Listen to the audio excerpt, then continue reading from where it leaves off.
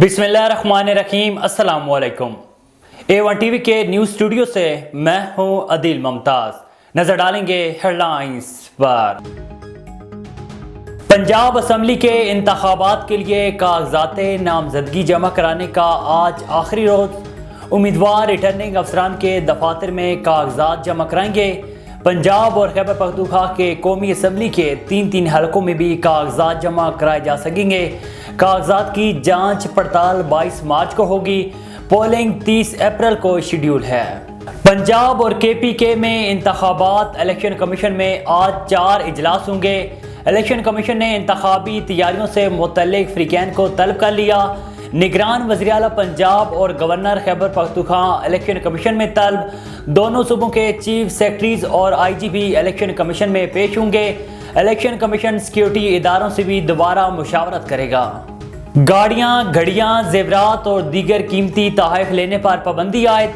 हुकूमत ने तोशाखाना पॉलिसी 2023 नाफिज कर दी।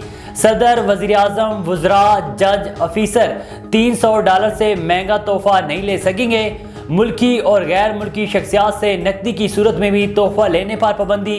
तोहफे की गाड़ियाँ और नवादरात कोई शख्सियत खरीदने की मजाज नहीं होगी। इतवार को मीनार पाकिस्तान ग्राउंड में जलसा करेंगे।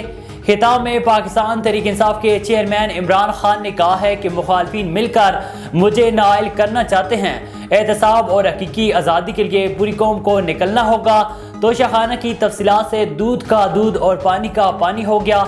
जमान पार्क से दाता दरबार तक निकाली गई रैली का जगह जगह इस्तकबाल किया गया।